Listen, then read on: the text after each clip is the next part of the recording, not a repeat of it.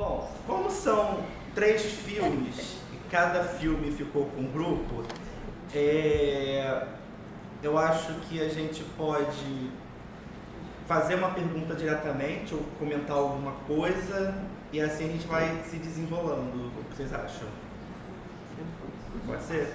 Então tá, eu vou começar fazendo uma pergunta para a Paula, que é voltado para o filme do Rui Duarte, porque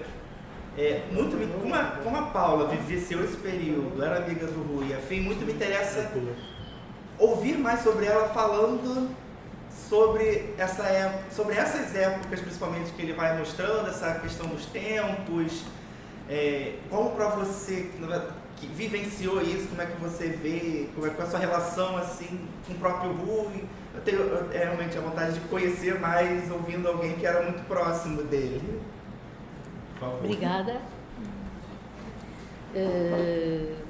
Pronto, eu posso responder parcialmente à pergunta, porque há especialistas aqui que estudaram com o Rui, mas de qualquer forma, aquele filme, eu já sou tão velha que aquele filme é como se eu estivesse lá.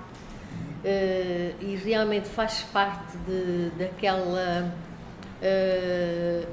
penso que o Jorge, na sessão de abertura, criou um arco cronológico que nos situou a todos muito bem, uma certa evolução do cinema, e foi muito curioso, que eu nunca tinha pensado nisso, mas depois de ver o trabalho do Jorge, fui para casa pensar como encaixar ali livros naquela mesmo arco cronológico, como encaixar a literatura angolana naquele mesmo arco cronológico.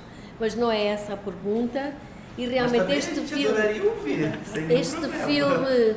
este filme do Rui Duarte faz parte daquilo que é considerado o cinema de urgência, toda uma teoria do cinema que foi criada na altura e defendida por pessoas como o Rui Duarte, como o António Wall, e uma série de os irmãos Henriques e uma série de outras pessoas, e que era não só a urgência de fixar, a urgência de guardar a esses momentos que se viviam e que nunca mais se iriam repetir, como era também uma ideia de mostrar a nação ao povo e o povo àquela nação. Sim. No fundo, nós tivemos uma frase, um slogan que repetíamos até à saciedade, de Cabinda ao Cunene, um só povo, uma só nação. Isto era uma construção completamente vazia de sentido, porque nós repetíamos a querer convencer-nos de que essa era a realidade. Angola era um todo de Cabinda ao Cunene, não é? E, de certa maneira, esquecíamos que essa construção de Cabinda ao Cunene era uma construção, do ponto de vista da história, relativamente recente, não é? E que mesmo a questão de Angola e a questão da história de Angola era uma questão muito mais vasta dentro do continente africano do que aquela que resultou das fronteiras coloniais definidas na Conferência de Berlim e depois postas em prática num processo que durou desde a Conferência de Berlim, 1885, até aos anos 20, 30 do século XX. Portanto, demorou todo esse tempo a marcar cada uma daquelas fronteiras. Ora, à data da independência nacional, 1975, essa consciência desse todo da nação, a consciência identitária dessa mesma nação, não existia, não nos conhecíamos uns aos outros. E, de certa maneira, o Rui percorre o país, né? Nós não temos muito bem a noção ao ver o filme, mas ele vai buscar, portanto, faz toda aquela introdução indo buscar um passado muito antigo, desde os australopitecíneos, os australopitecs e a evolução da humanidade, e depois vai buscar uma série de exemplos de comunidades que habitavam aquele território.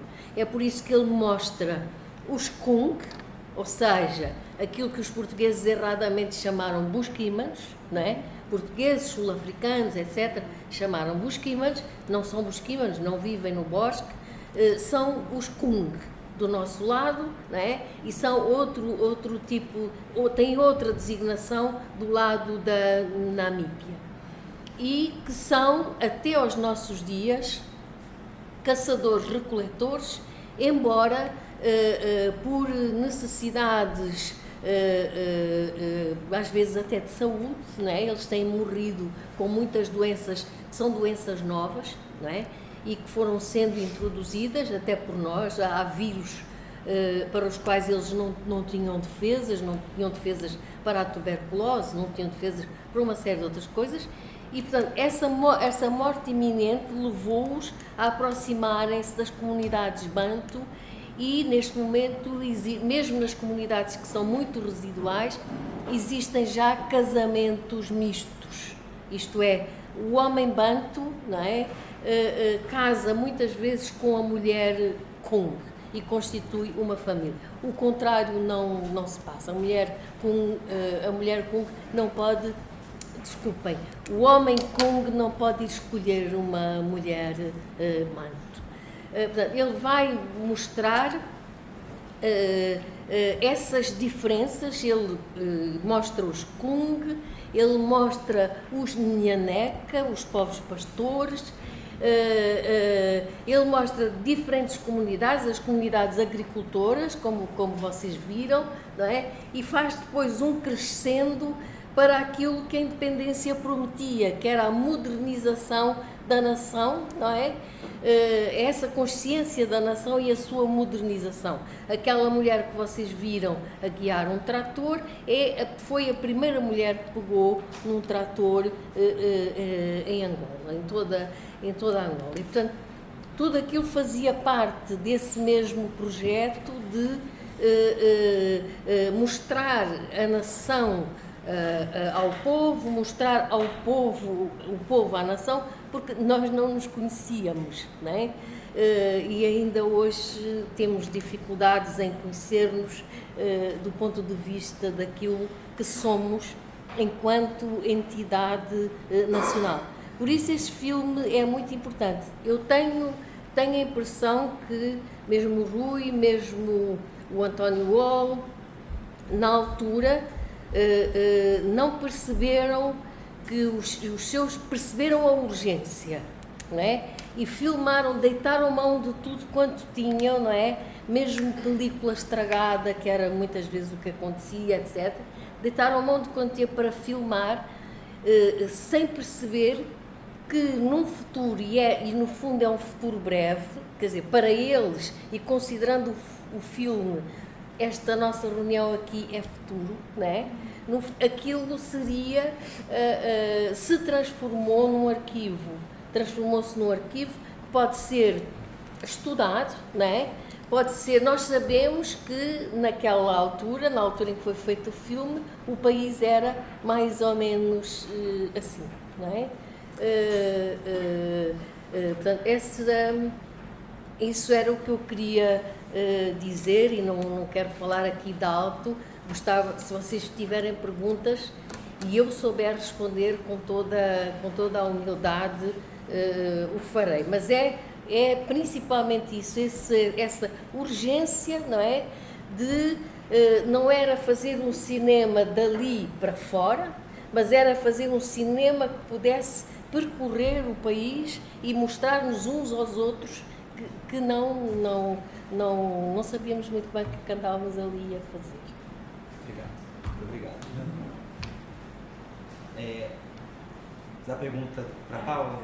Aproveitar o gancho e perguntar, estava até conversando com a Morgana, porque nos livros de literatura dele, ele assina com o Y, né?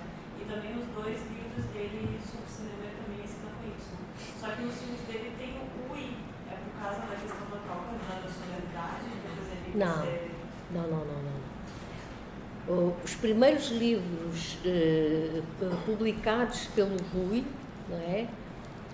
A Decisão da Idade, os primeiros livros de poemas, ainda antes de ele fazer cinema, embora eu acho que ele sempre, mais ou menos secretamente, fizesse cinema, na medida em que ele registava, não é? A sua primeira profissão foi regente agrícola. Ele formou-se como regente agrícola, mais tarde como antropólogo, não é? E fez o doutoramento em antropologia.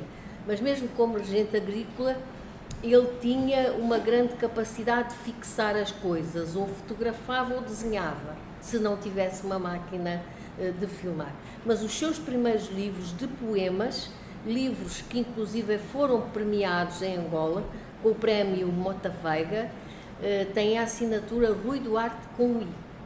E só depois da independência é que ele começa a assinar, só muito depois da independência ele começa assume o Rui Duarte com Y, não é?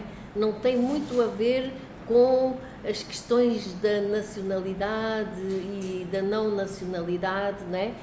Porque ele pediu-me para eu contar segredos porque eu conheci o Rui, não vou contar.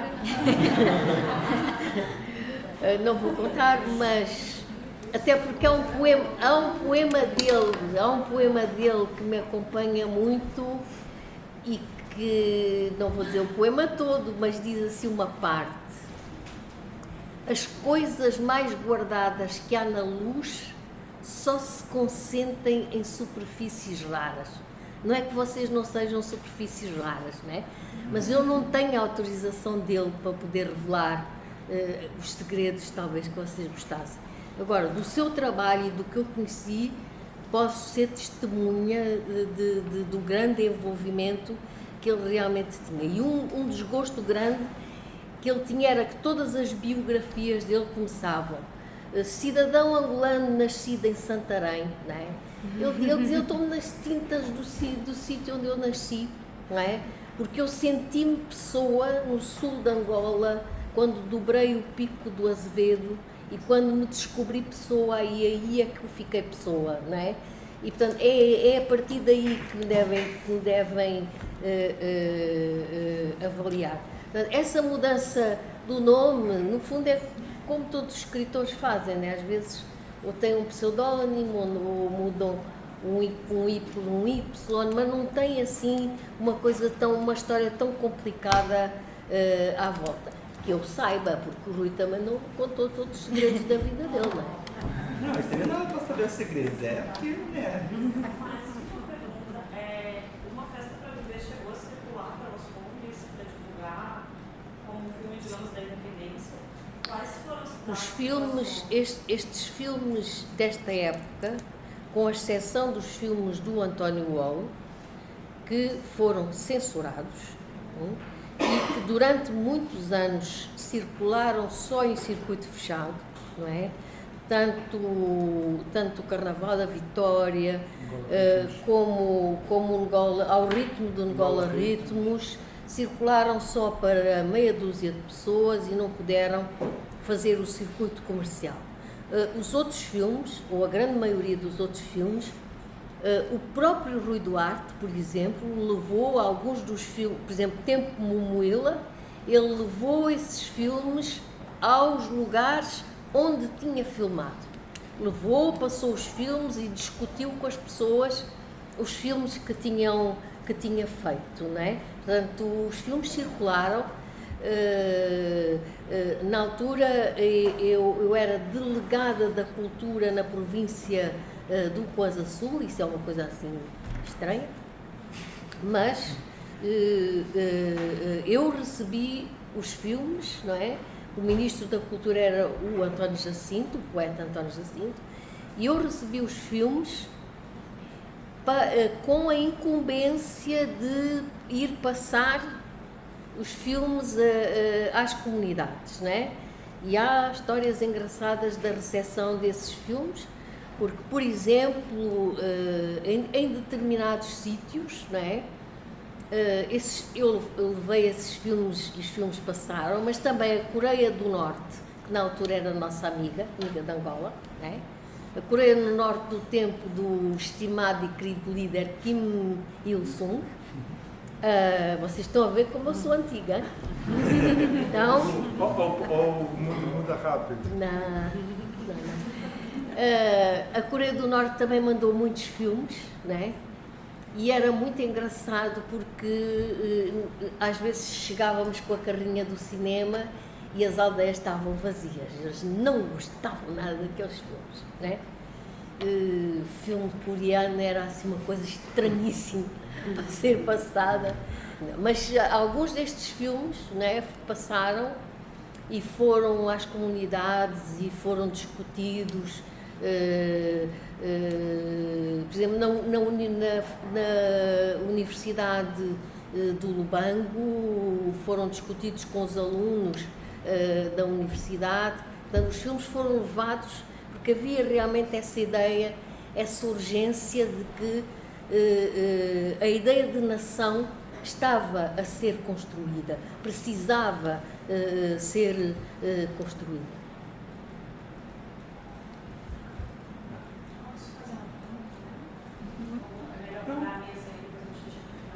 Tem a ver Então vai, pode, legal. Professora, uma cena em especial do filme que me chama a atenção é a cena em que o rapaz candidato está lá a montar o pito, né, dele e tal, e aí alguém chega, se aproxima dele e diz: esse não sabe nem mais agarrar o boi, né? Certo. Enfim, essa imagem deles justamente agarrando o boi.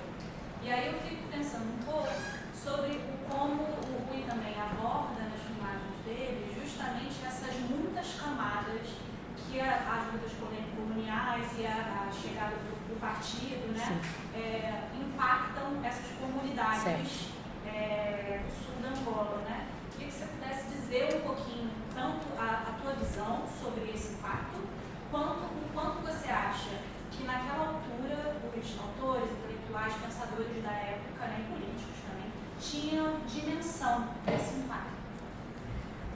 A maioria deles não tinha, né? Pronto, havia alguns intelectuais que tinham uma dimensão de determinados impactos que determinadas políticas poderiam ter em certos sítios, não é? Por exemplo, a ideia do cultivo massivo de algodão. Já na altura havia gente muito bem formada, não é? Que pensava que não podia ser essa a política, porque o algodão é uma cultura exigente, não é? Que tinha sido imposta em tempo colonial, não é? E é uma cultura que exaure o solo, não é? E é uma cultura que impede o pequeno agricultor de ter ao lado a sua agricultura de subsistência. Portanto, já havia alguém a pensar assim e a escrever sobre isso, mas a política de cima para baixo, não é? Era de que a agricultura é a base e a indústria o fator. Está a ver como eu falo com palavras de ordem? As pessoas são formatadas com as suas gerações. E, portanto, havia muita gente que não tinha essa consciência do particular impacto das coisas sobre as comunidades, né? O Rui era dessas pessoas que, como conhecia muito bem, tinha uma noção de que essas comunidades, de que algumas dessas comunidades corriam o risco de ser destruídas pelas boas intenções, né? Ele muitas vezes dizia: de boas intenções está o inferno cheio, e as boas intenções podem destruir essas mesmas comunidades. E quando ele mostra aquela cena de que aquele homem, não é? Já não sabe nada quando os outros pastores dizem já não sabe nada dos bois, ele depois no trabalho futuro, no trabalho posterior que ele fez com os Coval, não é? Em vários livros encontra sobretudo num livro que infelizmente não circulou fora de Angola, que se chama Aviso à Navegação, em que ele disse: eu vou escrever o meu último livro com citações e referências e a partir daqui não vou citar mais nada, vou escrever. E ele escreve Aviso à Navegação, que é realmente um livro profundo de reflexão sobre os pastores, não é? E ele conta que alguns grupos desses pastores, Angola esteve sempre em guerra, não é? E alguns grupos desses pastores enviaram os seus filhos, rapazes, à guerra, porque era uma forma de aprender, não é? A tecnologia moderna, não é? Angola teve uma guerra violentíssima, ontem foi um aniversário, infelizmente, de uma enorme batalha, não é? E usaram-se armas muito sofisticadas, não é? E esses pastores mandaram os seus filhos aprender. Agora, tinham ordens estritas, não casar fora do grupo, não casar durante todo o tempo que estivessem fora, e quando voltassem teriam que fazer os rituais de iniciação normais que um rapazinho faz a determinada altura para ser integrado na sociedade. E isso significa fazer aquilo que vocês viram, agarrar o boi e sufocá-lo, matá-lo só com as mãos, não é? Mas tudo isso passou, não é? E o Rui foi desenvolvendo um pensamento reflexivo, não é? Sobre essas comunidades e o perigo que elas corriam no mundo moderno, não é? Na forma como estavam expostas nesse mesmo mundo moderno. Um dos últimos textos que ele escreveu em vida e que eu recomendo a vocês todos, se tiverem curiosidade, é um texto que se chama É Preciso Ouvir o Outro Enquanto o Outro Existe, ou Manifesto do Neo-Animismo. Chama-se assim o texto, não é? E realmente não, é um ensaio duro, mas não é longo, lê-se muito bem, porque a escrita do Rui é muito elegante e realmente chama a atenção para a fragilidade da maioria das nossas comunidades e como a sociedade moderna, não é? Com tudo o que traz de bom, também pode trazer de condenação para esse tipo de sociedades. Não sei se respondi à pergunta, mas eu não quero monopolizar, eu quero que eles falem. Obrigada. Pode falar. Na verdade, eu queria tentar pegar um pouco o que a Tayana fez e tentar enlaçar com o que a professora Paula disse, que é, na verdade, uma tentativa de voltar ao filme, mais do que qualquer outra coisa. E eu queria destacar, claro, eu fiquei responsável de falar sobre o balanço do tempo na cena de Angola. E esse título é um título que me chama bastante atenção, porque, pelo menos aqui no Brasil, quando a gente fala em balanço, eu acho que a gente pode ter pelo menos dois significados possíveis, né?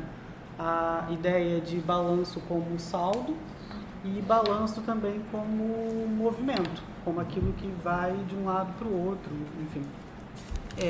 E isso me parece muito interessante porque é isso, é um documentário, mas é quase como se fosse um poema, pelo menos aquelas cenas iniciais. De fato, o filme, o documentário, começa com esse balanço. A gente tem ali o balanço das ondas, o balanço do mar, e depois aquele barulho que parece uma espécie de ritmo que controla a música, um metrônomo. Quase um metrônomo. É como se ele estivesse ali encenando, a partir da imagem, o próprio balanço, o próprio movimento da história e do tempo. Eu acho que isso é uma coisa importante da gente pensar. E é claro que eu falo isso porque hoje, um pouco mais cedo, eu estava conversando com uma amiga e depois que a Paula falou, né, como é que quando a gente olha para Angola, a gente vê que aquilo não é um país só, não é uma coisa só, aquilo não é homogêneo, na verdade aquilo é extremamente heterogêneo, né? Como é que a gente tem uma nação heterogênea. E aí, se eu tivesse que resgatar uma frase para esse filme, e para alguns outros filmes que a gente viu esses dias, né, eu diria assim, né, são tempos diferentes que batem juntos no coração da mesma imagem. Eu acho que, de certo modo, em cada uma dessas imagens, são tempos diferentes que estão ali em movimento, que estão ali pulsando, né? Como se fosse um próprio coração, como se fosse o coração da imagem, o coração do cinema, da história, enfim. Mas isso para dizer que, quando a gente fala nesse balanço, nesse movimento, não é só, a gente não está só tratando de um filme que não é linear do ponto de vista, a gente sabe que ele vai e volta, tem todo esse procedimento de quebra, de ruptura, mas em uma única cena parece que ele constrói tempos diferentes, e ele faz isso, eu acho que quando a gente tem aquele soldado com aquele quadro preso na árvore, quando ele faz aquele desenho, aquilo ali de certo modo, faz com que a gente relembre as pinturas que apareceram antes, aquelas inscrições na caverna. E ainda é mais interessante porque do lado dessas inscrições ele ainda vai prender um mapa. Então são 3 tempos ali. É o tempo das inscrições na caverna, o tempo do desenho e o tempo desse mapa. E aí não tem como não pensar, e aí é claro que a gente vai trazendo as nossas próprias leituras, mas aquele quadro preto, aquela como é que é o nome daquilo? Ardósia. Lousa, aqui a gente chama de lousa, né? Porque agora os quadros são todos brancos, mas antigamente eles era negro, era verde.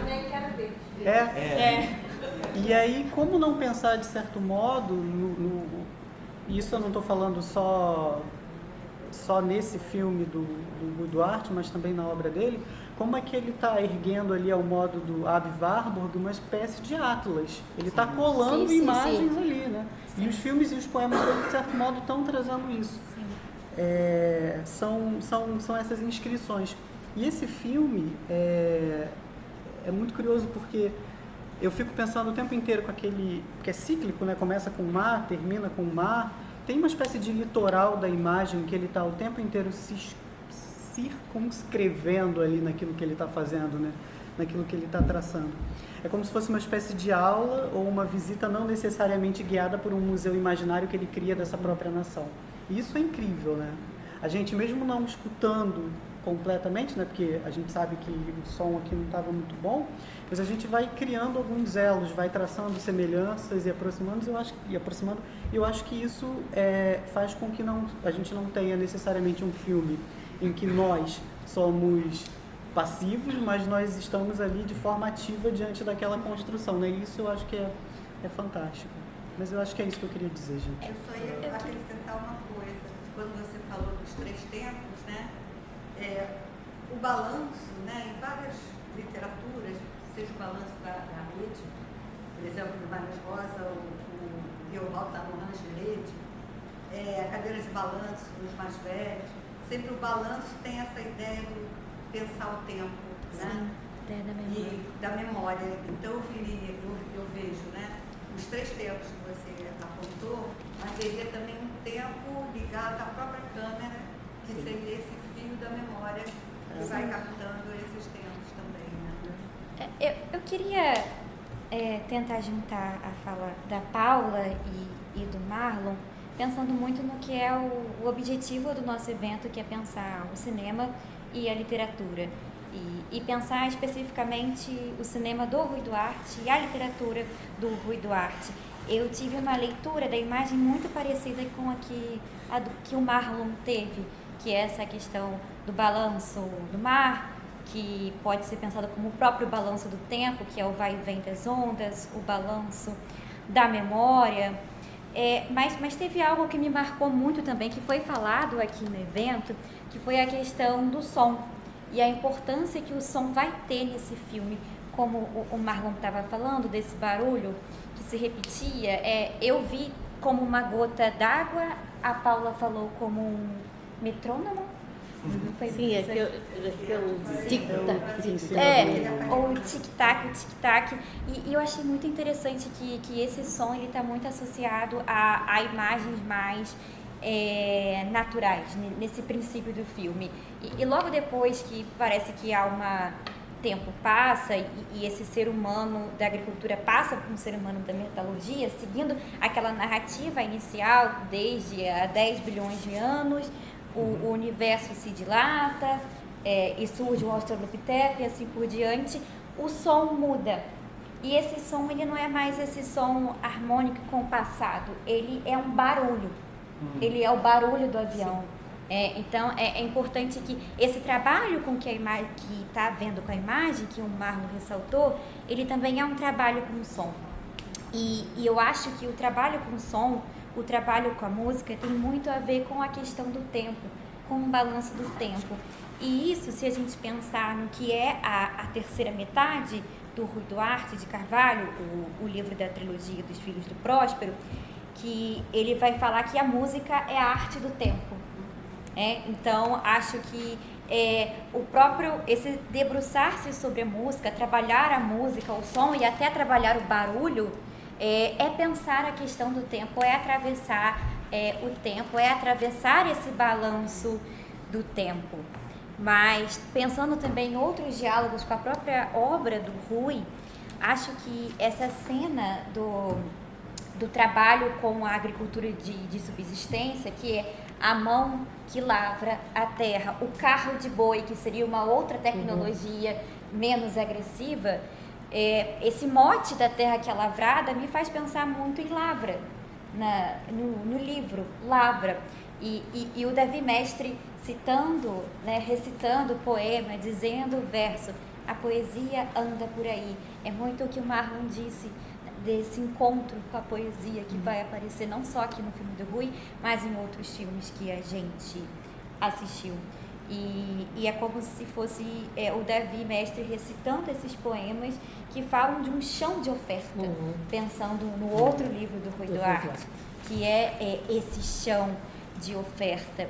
E a poesia anda por aí, e essa repetição do verso, que é falado algumas vezes, me fez também pensar, Marlon, na poesia, no ritmo poético, porque essa repetição, ela não é somente esse balançar dos versos, mas ela é também um balanço do tempo, porque essa musicalidade, esse ritmo é a música, que é a arte do tempo para ele.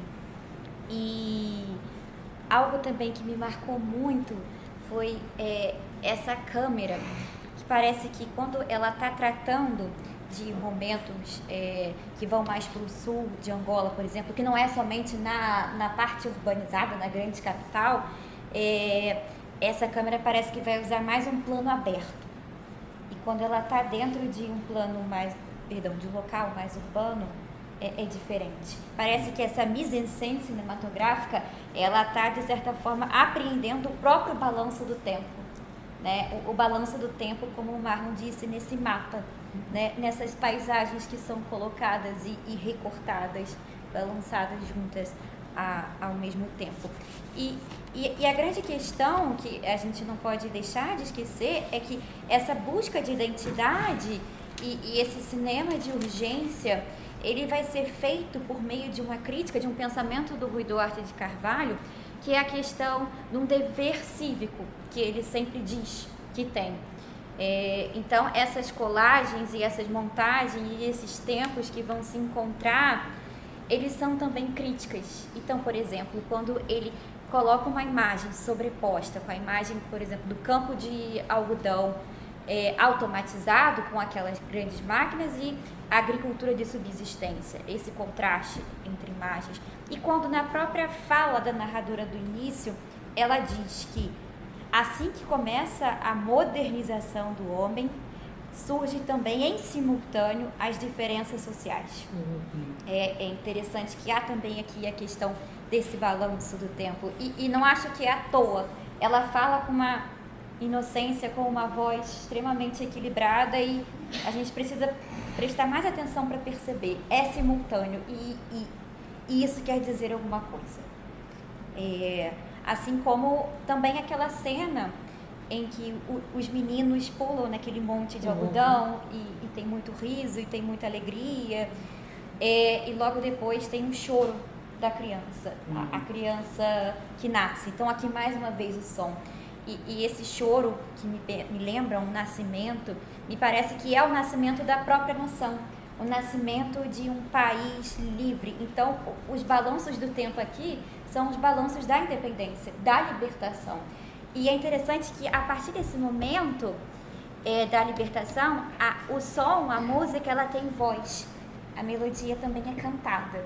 E eu não gosto muito de pensar que é como se fosse a própria reconquista, a aquisição de voz da sociedade angolana, né? Por conta dessa libertação. A música também ganha voz.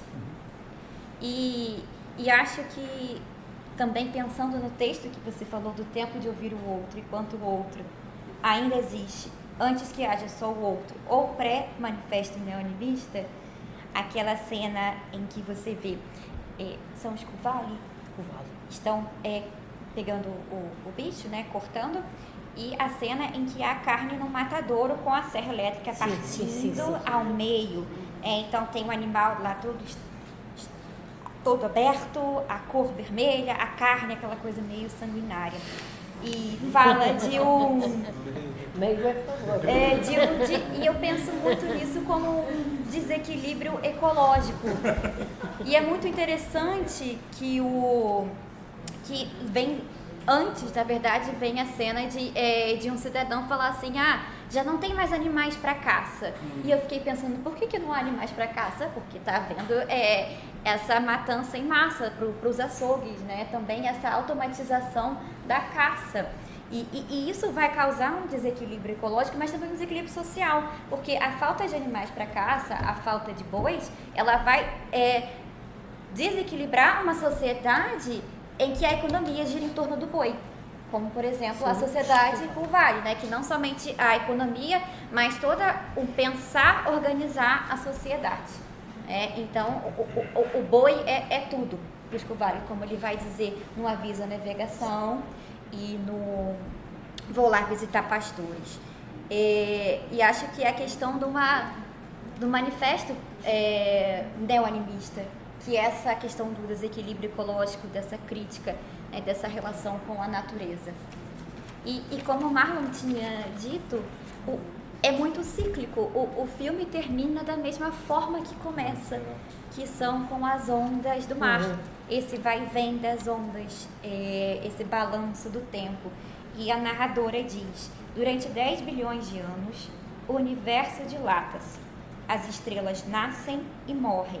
O céu e a terra tomam forma, a vida aparece. E eu fico pensando que o filme, ele é uma dilatação do universo, o universo está se dilatando nessa imagem-tempo angolana, pensando no conceito do Deleuze. É como se o cosmos se dilatasse nessa imagem poética e cinematográfica do Rui Duarte de Carvalho. Olhar o mundo, o universo, a história, tudo por essa lupa, por essa câmera angolana, né? Por meio da poesia, por meio da imagem, como o Marlon disse. Acho que é aqui que há o encontro entre a literatura e o cinema, que eu pensei muito. Acho que é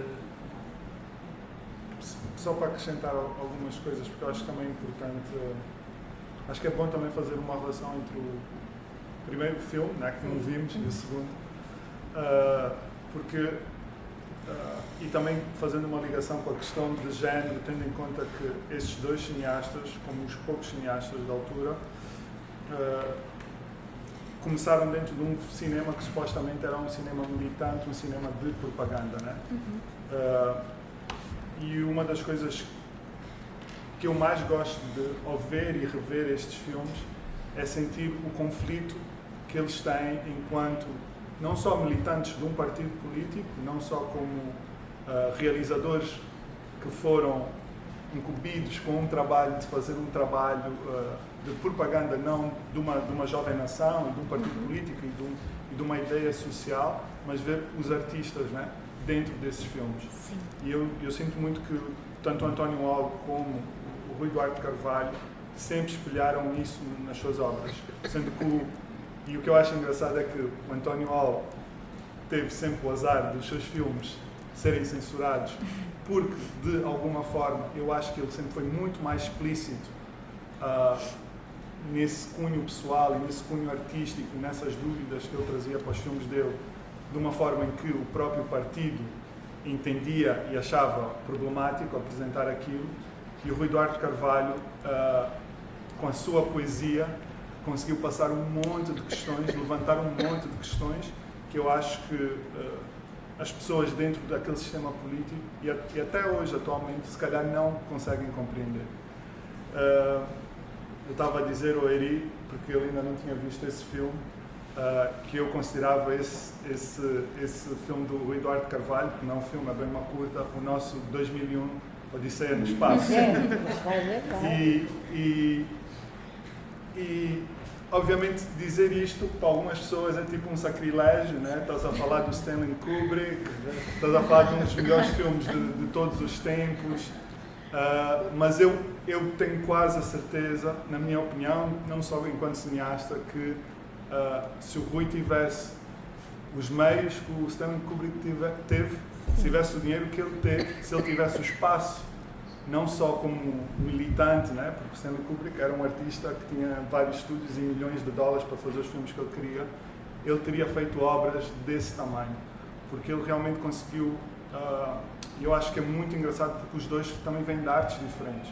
O António Al é uma pessoa que vem das artes plásticas e ele conseguiu fazer muito bem essa transição de agregar aquilo que ele tem das artes plásticas para o cinema e acrescentar, não fazer uma repetição, não fazer uma releitura da pintura, do desenho. Aquele início do filme que o Guilherme teve aqui a analisar no início é lindo o que ele conseguiu fazer naqueles primeiros 2-3 minutos do filme. E a mesma coisa com o Rui, eu considero ele o escritor, o poeta, a pessoa que desenhava, que conseguiu trazer isso para os seus filmes. E é fácil, muitas vezes, este filme, como está dentro de uma série que ele foi incumbido de fazer para mostrar o país, para mostrar a nação, a esperança, o futuro, um caminho para a frente, eu não punha este filme dentro do género propaganda, não punha dentro do género documental, não punha dentro do género etnográfico, antropológico, porque realmente é um filme que ele quebra isso a cada momento, né?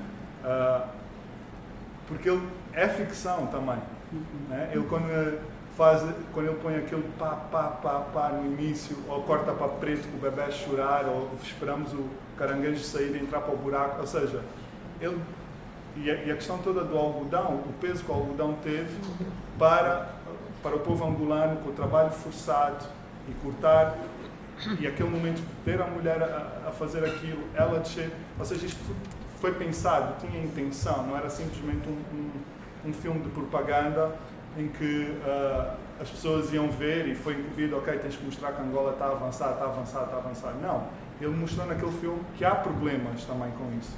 Só que eu acho que a maior parte das pessoas não entendeu. Eu acho que a maior parte das pessoas hoje também não ia entender, no contexto atual, o que é uma pena. É uma pena também que o filme está no estado que está. Sim, é uma pena. E ontem, quando eu falava com o Vitório Henriques, que foi meu professor, que foi a pessoa que me fez entrar para o cinema e que disse que eu devia estar no cinema, quando ele filmou os dois filmes, tanto o Carnaval da Vitória como este, quando ele falava dos filmes que ele teve a trabalhar que foram apagados pelas telenovelas brasileiras, era disso que ele estava a falar. Então, também acho engraçado estamos aqui hoje. Era muito engraçado eu escrever para o Vitória e dizer, olha, tivemos a ver o teu filme no Brasil. Este filme, ele ia dizer, pois, eles apagaram as minhas novelas, mas pronto. As minhas novelas não, os meus filmes. Mas eu vejo sempre como uma inspiração ver este cinema, porque é um cinema que realmente temos não só militantes, mas temos artistas que estão a tentar descobrir uma linguagem e sem medo de levantar essas questões. A outra pessoa que eu acho também que a carreira dele ficou curta foi o Mariano Bartolomeu, e esse veio mesmo da televisão e foi para o cinema, mas depois também não seguiu. Mas ele faz parte tipo, da última leva, começou a fazer filmes de propaganda, mas depois conseguiu fazer ficção. Mas já, é isso. Sim. Ó, tem uma pergunta ali. As duas juntas, então. Uma fala, depois a outra. Não, pode ir. Minha pergunta é de como se consolidou a Solatone? Como é que? A Solatone, que é a produtora que vai fazer uma festa para viver. Como é que se consolidou? É. Não sei. Porque só aparece assim, produção, aí aparece. E aí, tipo, Não sei. tu procura e não acha nada sobre. Não sei.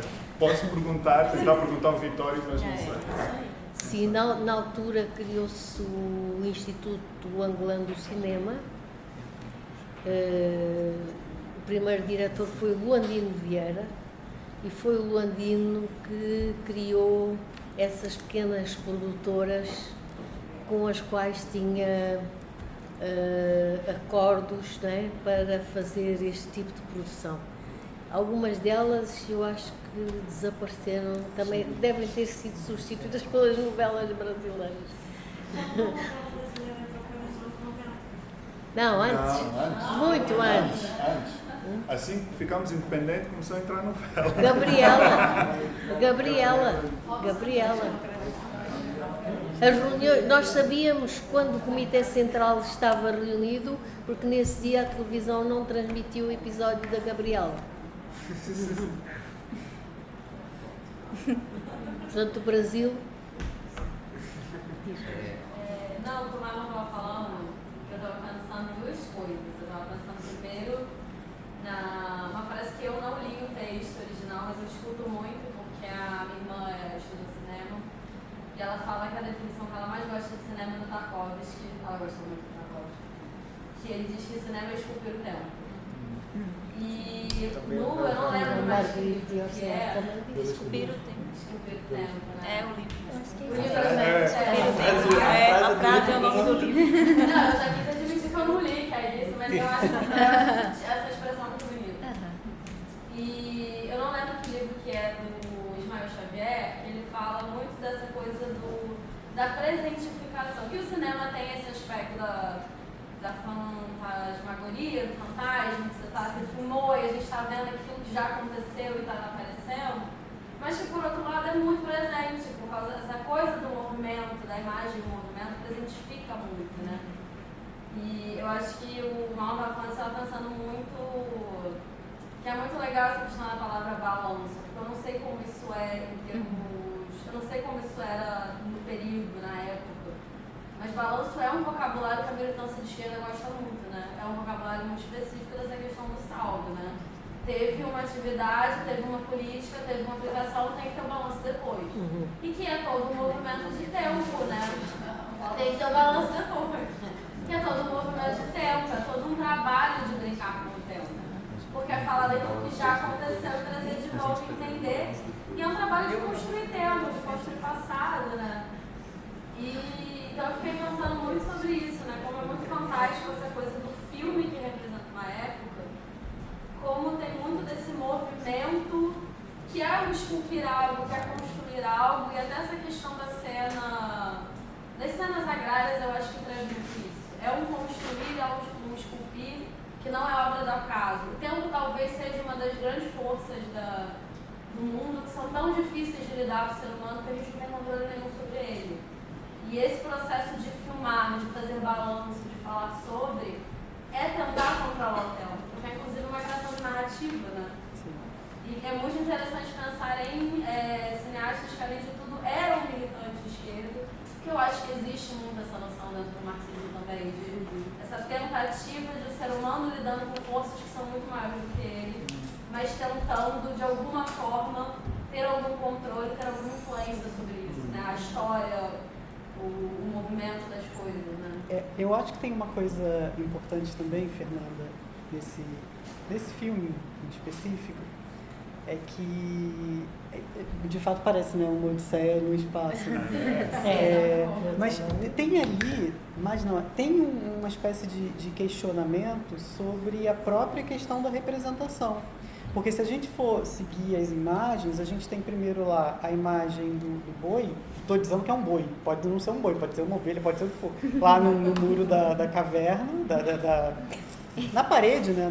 Na muralha, no muro. Depois a gente tem de fato o boi.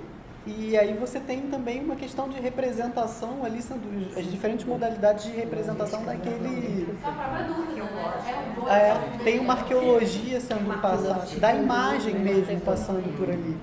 Até no algodão, e aí a minha leitura não foi tanto política, mas é porque a minha leitura realmente não vai por esse caminho. Mas tem ali uma espécie de feitura de um tecido pelo algodão, que é como se fosse também uma feitura... É como se fosse o próprio homem com uma câmera lá do Vertov, né? Tá fazendo o próprio filme, né? Tem uma questão ali de representação, de feitura do próprio filme, né? Ou seja, tem toda essa questão política, claro, mas também tem um outro interesse ali, que é uma política da escrita, do filme, no caso. Da escrita cinematográfica. Eu vou aproveitar do que o Marlon falou e vou jogar agora a pergunta para a Asa. Traz para Morgana, no caso, né? Porque como o carnaval da... o Guilherme que está aí gravando. Como o carnaval da... Como a gente acabou de ouvir o Fradique falando, a própria Paula falando, os dois filmes de alguma maneira são da mesma época. Tudo bem que a gente não conseguiu ver um, mas tá nessa temática, eu queria um pouco ouvir o que vocês pensam, se vocês conseguem fazer alguma relação dos dois filmes, ainda mais a Asa, que você também é literatura, né? Não, você é de comunicação. A Asa, de fato, é de literatura, como ela vai fazer essa leitura pela literatura, que vem a questão da leitura das imagens. Então... Boa tarde. Espero que todos estejam bem. É sempre bom voltar para casa, né? A Letras é o meu lar de formação. Olha, o segundo filme eu assisti hoje a primeira vez, né? Então ainda estou sobre o impacto. E quando eu assisti o Carnaval da Vitória, eu fiquei pensando na parte mesmo filosófica e estética, que é o que me interessa quando penso obra de arte. E aí, primeiro eu fiquei pensando na importância desse objeto enquanto um objeto de arquivo muito relevante e diante de um cenário de muito apagamento, de muito epistemicídio do que vem de África. Então, eu já fiquei muito impactada pela oportunidade de ver, né, 78 eu nem sonhava em nascer, e ter a possibilidade de estar diante de uma obra que tem muita semelhança com a nossa experiência de carnaval. Né? E aí eu fiquei pensando nisso, pensando qual é o papel do carnaval na formação de identidade nacional, na formação de identidade cultural e em termos estéticos também, né? E é muito difícil a gente não fazer um paralelo com o Carnaval do Brasil. E aí também é muito difícil a gente não olhar sem a glamorização neocapitalista, neoliberal do Carnaval contemporâneo do Brasil. Então, à primeira vista, eu fiquei pensando, gente, como é diferente, porque eu estou acostumado o quê? Com a pirotecnia carioca, né? Nenhum carro alegórico. Mas aí eu depois... Mas é 78. Isso! Não, imagino. Mas ao mesmo... Sim, mas em 78 o nosso carnaval já estava nessa perspectiva. Só que aí eu fiquei pensando no carnaval, no início do carnaval nosso aqui, né? Então, com os cordões, com o primeiro desfile da Portela, que fez 100 anos, efetivamente, né? Esse ano. E eu fui para alguns arquivos também, que tem muita coisa no YouTube, desse carnaval de 1920, 1930, que passava na futura presidente Vargas, né? E o que eu percebi é que é um carnaval muito próximo, assim, e tem certas partes do início do filme Carnaval da Vitória que se não falassem pra gente que é um carnaval de Angola e falassem que é um carnaval no Rio de Janeiro em 30, a gente compraria a ideia. Então eu comecei a pensar até que ponto isso não é um reflexo da nossa bantitude, né? E bantitude é uma palavra que eu inventei mesmo no pós-doutorado, para tentar dar conta dessa relação que a gente tem, essa herança, e aí me apropriando um pouco da discussão sobre língua, né? Que fala que a língua portuguesa é um espólio de guerra, mas eu acho que esse tipo de DNA cultural, né, esse tipo de valores civilizatórios que atravessam o Atlântico e desembarcam aqui enquanto ferramentas de resistência, permanência e continuidade, essa é uma herança banto genuína, que a gente consegue ver não só nas experiências cotidianas, mas a gente consegue ver, por exemplo, no candomblé de Angola, que em determinados momentos ali no filme, para mim parecia um candomblé de Angola na década de 70. Muito parecido, as mesmas vestimentas, a mesma comunicação do tambor, né? E isso me levou a pensar no Fouquial, que é um filósofo bakongo, que fala que todo Muntu, né, todo ser humano tem uma percussão interna, que é, na verdade, o coração, e o coração que dita o ritmo da nossa existência. E para mim isso é uma metáfora do carnaval, pra gente aqui, né? Então, eu fiquei pensando sobre essas construções, assim, o quanto há semelhanças estéticas alinhadas a uma bantitude, a escolha dos tecidos, as amarrações, o movimento anca, perna e pé, que é um movimento bastante banto e que vem como herança pra gente aqui no Brasil, que se manifesta no samba, mas não só, né? E fiquei me perguntando assim, até que ponto o olhar também, não do cineasta, mas o nosso olhar, que é um pouco antropológico, o quanto a gente busca nesse filme, assim, um pouco essa ideia de primitivismo, um carnaval assim, bem ocidental mesmo, bem naquela dicotomia do Ocidente, pensando também o próprio olhar do surgimento do cinema em África, que é um olhar antropológico, os irmãos lá filmando, tal. Então, bastante antropológico.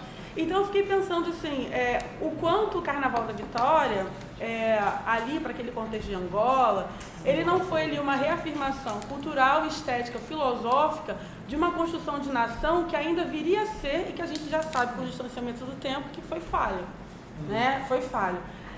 E o quanto isso se assemelha também ao processo que o Carnaval teve no Brasil como processo de unificação da nação, principalmente por Getúlio Vargas, né, para construir aquela identidade nacional, que também, a gente sabe que tá meio tudo ruim, né?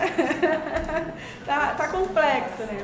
Enfim, então, eu fiquei pensando, para terminar já, né, nos três poderes da arte, né? O poder político, o poder poético e o poder pedagógico. E o quanto essa imagem aqui, para mim, por mais que a gente possa fazer ali uma relação com o cinema de Eduardo Coutinho e tudo mais, para mim esse filme é muito mais um material de memória, de arquivo, que deveria estar, eu não sei se está, mas deveria estar nas casas de arquivo nacional, né? É um material para estar dentro da instituição nacional que arquiva a memória do país. A gente teve agora, né, pela primeira vez, uma mulher negra assumindo aqui no Brasil. E eu acho que esse filme está nesse lugar, não só por ser a documentação de um momento histórico, né, o Carnaval da Vitória que efetivamente aconteceu, mas porque a gente consegue identificar ali valores filosóficos, valores civilizatórios que refletem aqui na diáspora do Brasil, né? Então é um filme que fala para lá, mas eu acho que ele falou também muito pro lado de cá. E é isso, gente. Muito obrigada.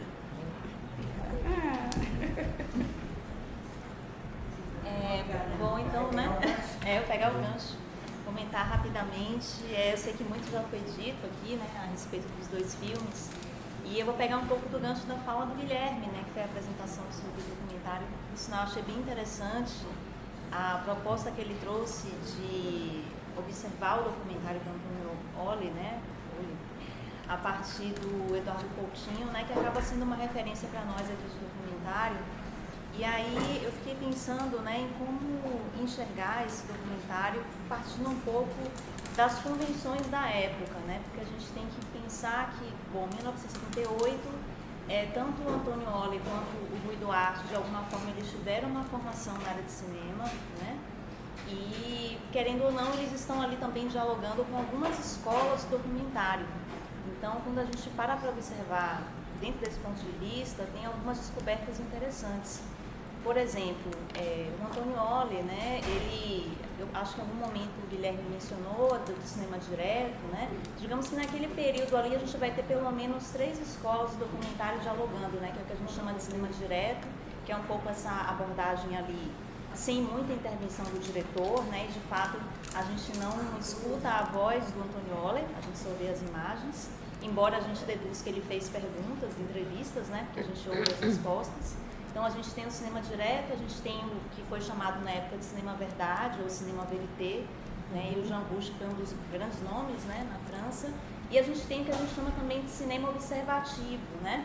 Que é um pouco o documentário que vai mostrar as imagens e vai ter sempre aquela narração do especialista explicando o que acontece ali.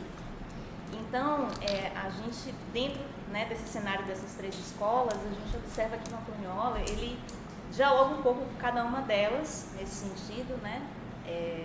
No caso, mais com o cinema observativo, porque em alguns momentos ele, ao invés de deixar o som direto das pessoas falando, ele faz uma espécie de tradução. Acontece isso, né, em alguns momentos do filme. E, obviamente, no sentido de nos fazer entender o que aquelas pessoas estão dizendo, né?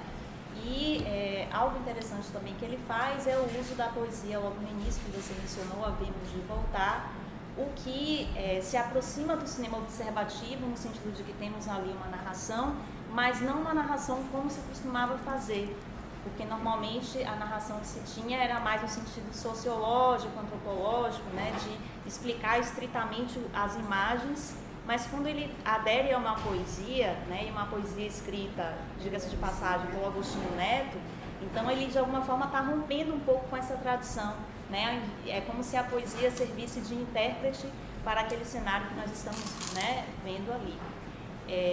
Então, assim, eu procurei, né, avaliar assim, mais ou menos sob esse ponto de vista. E aí, enfim, olhando mais para o outro documentário do Rui Duarte, claro que vou até aproveitar o comentário da própria Renata Dariva, que ela já escreveu sobre esse documentário em alguns momentos, né?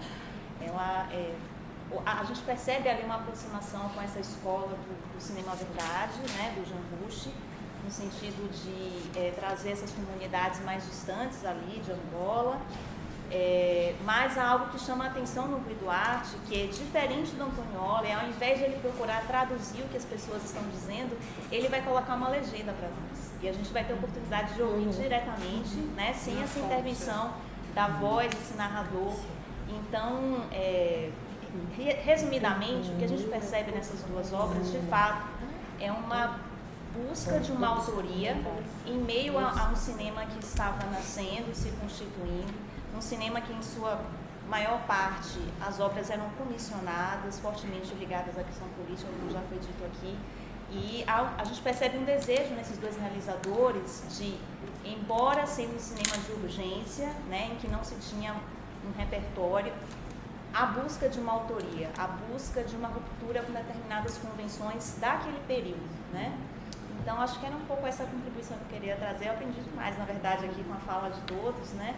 Mas eu acho importante a gente procurar enxergar também os cinemas africanos de um modo geral, também considerando as escolas e perspectivas de cinema daquela época, né? Porque havia esse diálogo, sem dúvida, e com certeza, a partir do momento que a gente faz, né, essa contextualização dentro do cinema, a gente percebe que os cinemas africanos estavam ali rompendo com vários paradigmas, né? E isso nos permite, obviamente, aprender mais sobre eles. É isso. Você falou alguma coisa, Paulo? Não, eu acho, eu concordaria com ela, sobretudo sublinhando que num período onde se procurava criar o coletivo, né? Portanto, era um país teoricamente socialista, era a construção do socialismo, havia que anular o indivíduo para criar o coletivo. Já havia gente a deixar a sua marca de autor, né? E a não ter medo de trazer uma experiência de fora para trabalhar ali dentro, né? É muito, muito curioso que a geração 80 se tenha ligado a um coletivo, não é? Levando desde o início o cinema de autor, né?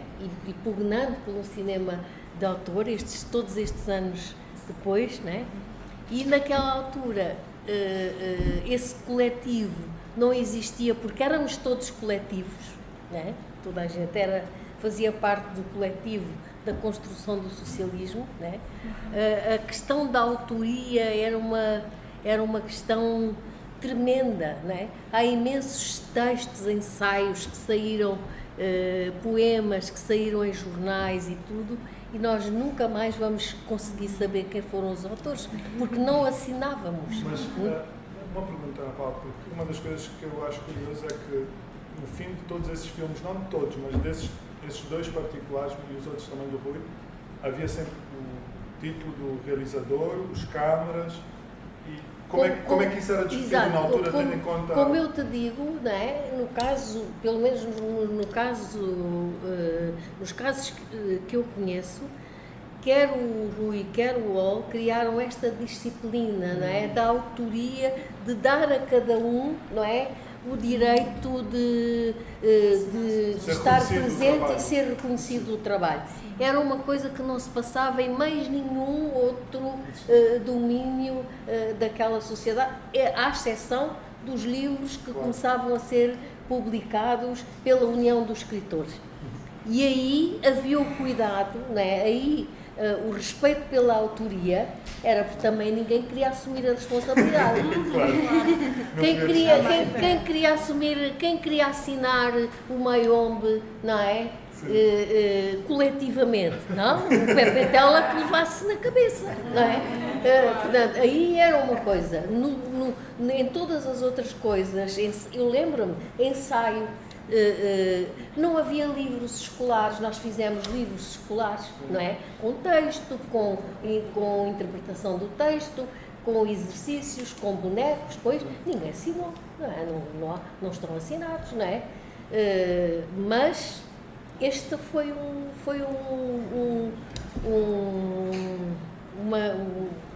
sítio, né, onde as coisas conseguiram ficar arrumadas dessa maneira, né? Felizmente, né? Ana Paula, você consegue ver uma influência, um diálogo com o cinema do Osman Sembene? Com essa ideia uma ideia na cabeça, não, ainda bem, minha querida, eu tinha aqui apontado. Quando, acho que foste tu que disseste, ou não sei se foi a Morgana que falou em Jean Rouch, né? Houve uma discussão grande, não é? Nessas questões do cinema verité Teve uma discussão dele com e não esqueçamos que muitos angolanos estiveram na altura da assinatura da Carta do Cinema de Alger. E, portanto, o conhecimento com Sembene Ousmane foi logo, e houve muito esta discussão de sim, ok, o Jean Rouch é muito bom, é muito fixe, mas ele filma os africanos como se fossem gafanhotos, como disse o Sembene Ousmane. Isto foi assumido por esta geração e foi muito discutido. E ele falou diretamente, né? Não foi uma conversa de corredor, ele falou diretamente. Exatamente. Exatamente. Isto era conhecido e falado e discutido por esta geração de cineastas, que realmente era muito informada e muito informada não só do cinema que se passava noutros sítios, mas procurava ter um grande conhecimento do restante cinema africano. E era a ideia de autodeterminação que era muito forte nesse período de década de 70, né? É um pensamento muito de vamos nos autodeterminar para determinar quem seremos, né? Exatamente. Isso era pelo menos muito discutido. Depois havia as outras coisas, censura, não passar, não é? Havia isso, e o Ol foi realmente vítima, e eu penso que o problema maior aconteceu porque o primeiro filme que ficou pronto foi Ao Ritmo do Angola Ritmos, e o agente do Angola Ritmos tinha sido dar volta ativa, logo não deu jeito. Ganhou o estigma, né? Na altura, né? Alguém tem a pergunta? Eu só queria falar uma coisa, pra Morgana. Eu acho que esse filme do Rui, do Balanço do Tempo, eu não chamaria de documentário. Eu concordo com o que o Fradique falou, que vai muito além disso. Também não sei muito bem o que é, mas acho que documentário também não precisa ter gênero. Foi que nem no trabalho político. Seja o que tiver que ser. Não Já falou da Lúcia. Isso vai aqui uma aula, talvez.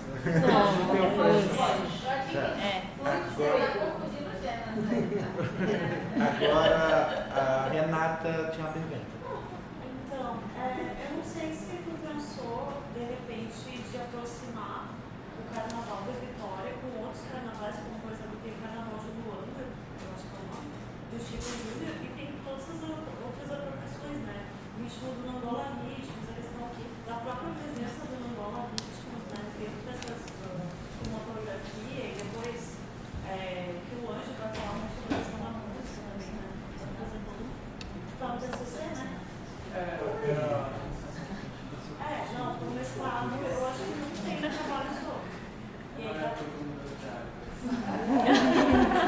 É pena. porque a gente acabou perdendo essas coisas e não foi restaurado esses filmes, né? Então é importante esses trabalhos, enfim, esse evento.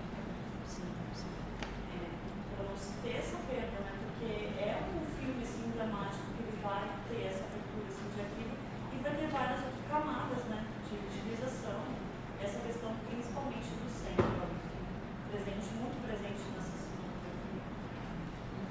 Não, e eu como angolana, façam por favor, escrevam, porque há muitas poucas coisas escritas sobre o Carnaval, muito menos ainda sobre o Carnaval da Vitória, né?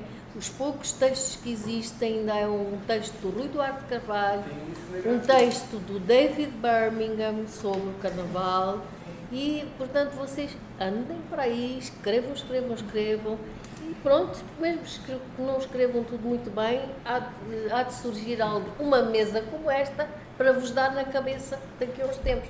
Mas, por favor, escrevam, antes que tudo... Sim, cinegrafias, ok, já me tinha esquecido. Mas o primeiro ano que aconteceu no Carnaval da Vitória foi fazendo uma ligação com o livro do Manuel Rui, que aí era usando o Carnaval da Vitória do romance Quem Deve Ser Não, que foi essa ponte. E depois a gente achou que precisava aprofundar mais do filme, e aí parou um pouco a ponte e foi mais pro filme para analisar de forma cinematográfica. Aí tentei trazer os conceitos do Eduardo Coutinho, que era o que estava mais próximo, para fazer mais sentido no momento, mas foi isso. O primeiro ano foi tentar fazer uma ligação com o outro Carnaval da Vitória, que é um livro que vem depois. A gente estava falando de adaptações, né? A gente começou por Guiné-Bissau, falou de Moçambique, Guiné-Bissau com os Acardos Faz, Moçambique com Terra Sonâmbula, adaptação também. E aí quando a gente foi trabalhar no Angola, a gente pensou em fazer um movimento contrário, do filme para o livro, não do livro para o filme. E aí a gente tentou fazer essa nova. O que trouxe do filme Carnaval da Vitória para dentro do livro do Manuel Rui? O que tem ali dentro do livro que pode ser pescado lá no filme? Que é um diálogo que eu ainda não conhecia. Tipo, a gente sempre conhece do livro pro filme, né? Do filme pro livro eu ainda não conhecia o que estava querendo fazer. Então a gente fez isso. Aí o segundo foi mais. E aí, diálogo com o que você estava falando também sobre esse projeto de nação que ficou um pouco a desejar. Porque no trabalho que aprofundou sobre o filme, faz o diálogo a partir do conceito do Achille Mbembe, que ele fala de duas correntes, que é o tribalismo e o nacionalismo, que é sempre quando se vai falar sobre produções culturais, ou se cai para a tradição, ou se cai para revoluções marxistas em territórios africanos. E aí, tentei mostrar que ali, naquele filme, tem um imbricamento das duas, sabe? Em imagens, em sons, as duas estão ali e aquilo está em jogo. Está em negociação toda hora nas imagens. Essa coisa de a gente agora é uma nação, só que a gente está resgatando o que há de voltar. Então teve esse diálogo entre tradição e república, né? Tem um desejo republicano. E sobre a autoria, para mim, no filme, como eu tentei mostrar, o som para mim já faz uma narrativa, ele já constrói uma narrativa. Olha, a gente começa em em vários lugares de Angola que estão se preparando para o carnaval, até chegar no carnaval. Se tivesse só imagem e som, para mim já me convencia. Mas ele vai além, ele tenta colocar uma voz, ele coloca uma voz em off, que é meio que para garantir a narrativa que está sendo feita. É assim que eu recebo. O filme está fazendo esse percurso aqui, aí ele faz uma voz em off. Que para mim é lógico, o filme todo está composto, mas se tivesse só o som direto e as imagens, já contava essa história. E aí eu acho que ele traz essa voz off para fazer autoria, para a autoria estar ali. Eu acho que tem a ver com a pedagogia. Eu acho que tem a ver com a pedagogia, a intenção por trás do filme pedagógica mesmo, entende? De mostrar que a nação abraçou o Carnaval da Vitória. Isso fica muito claro com as alegorias que ele foca. Alegorias que tem as cores de Angola, algumas têm o próprio símbolo, né, da foice. O Cascuta Caboclo meu, que a gente trabalhou, que é a figuração, que eles se vestem de português, né, para falar de como eram roubadas as terras da comunidade.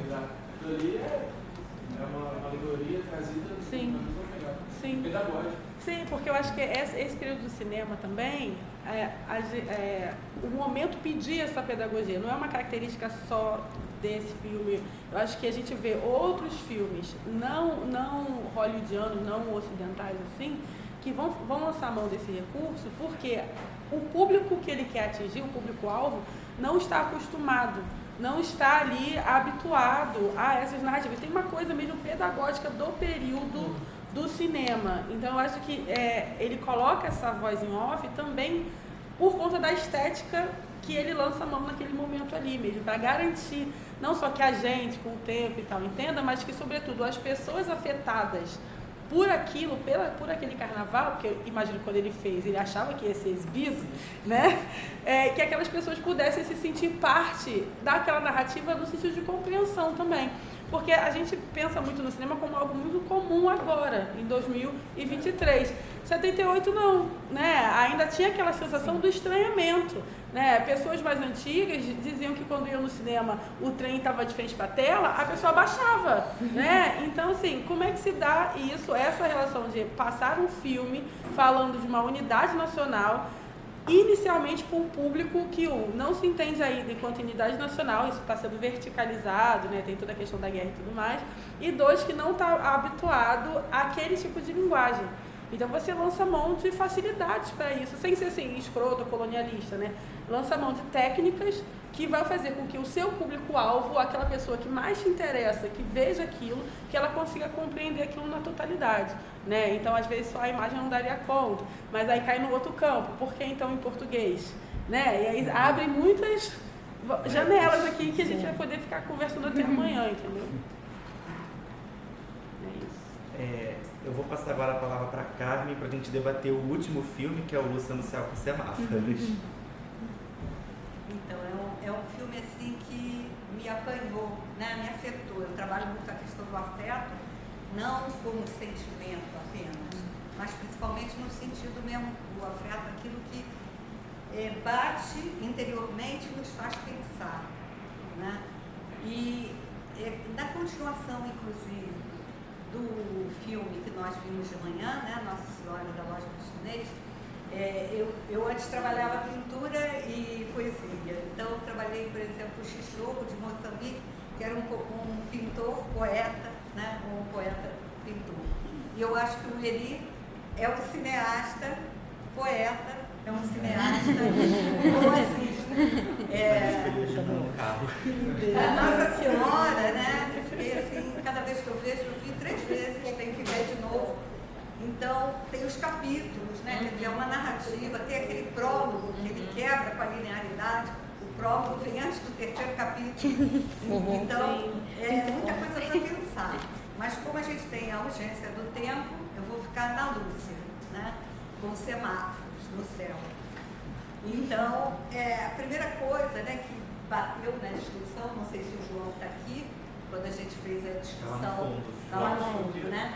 Quando a gente fez a discussão com a Ana Miranda, foi porque todo mundo pensou, né? E o João levantou principalmente o diálogo com o John Lennon. Lúcia no Céu com diamante. Eu vou falar um pouco, mas a pergunta Porque o John Lennon tem toda aquela coisa do LSD, isso é da minha época, da minha juventude, né? Aquelas coisas todas maravilhosas. Então, porque a Lúcia...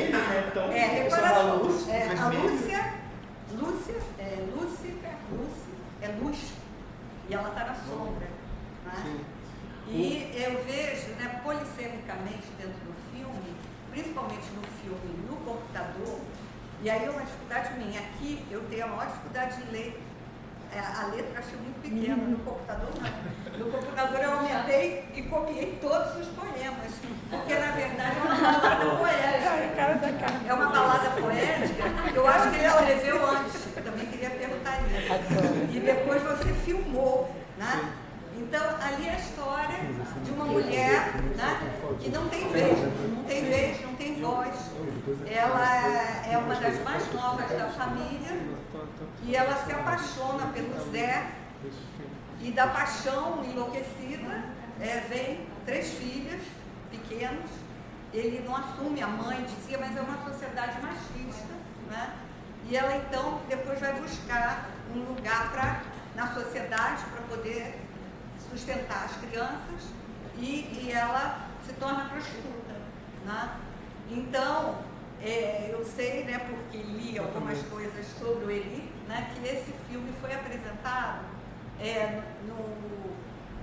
o título era Fragmentos, Fragilidades, Memórias, né, no Museu de Belgrado. Então, quer dizer, você vai trazer a fragilidade da mulher numa sociedade machista, né?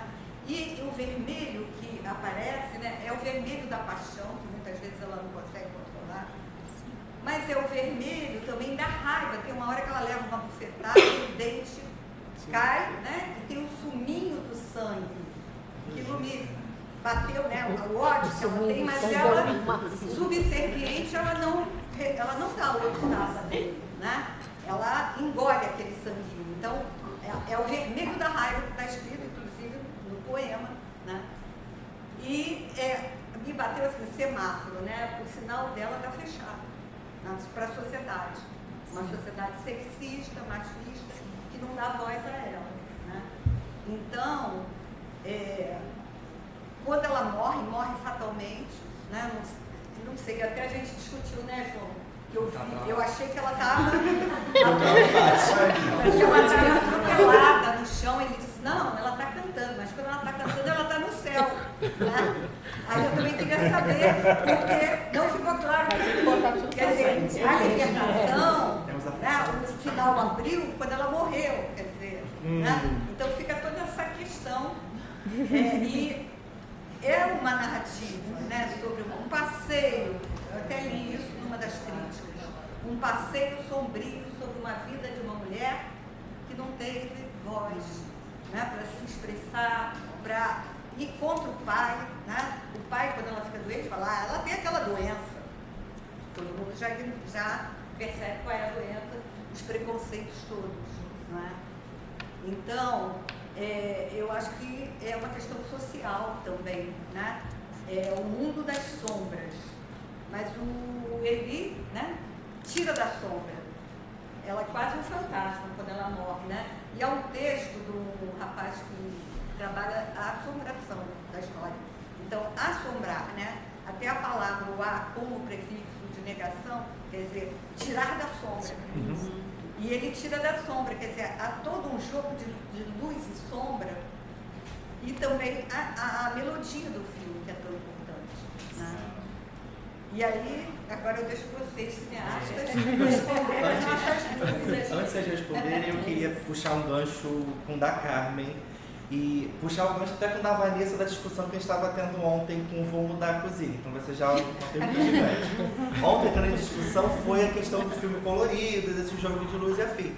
E é interessante pensar que o Lúcia no céu com semáforos muda o jogo, né? É entre o escuro e o vermelho. Tem ali também uma cena com amarelo, mas tem algumas cenas que não tem vermelho, mas são muito escuras. E eu também fiquei pensando no próprio Nossa Senhora da Loja do Chinês, que as cenas da personagem feminina são personagens muito escuras, principalmente dentro da casa, que é muito escuro. E aí, agora assim, pensando nos 3 filmes, é interessante que nos 3 filmes, mesmo que um seja da direção, não um diretor propriamente, a figura feminina é muito central. Isso é uma coisa que, assim, agora que a Carmen falou, veio esse estalo, como a figura feminina é muito central nos 3.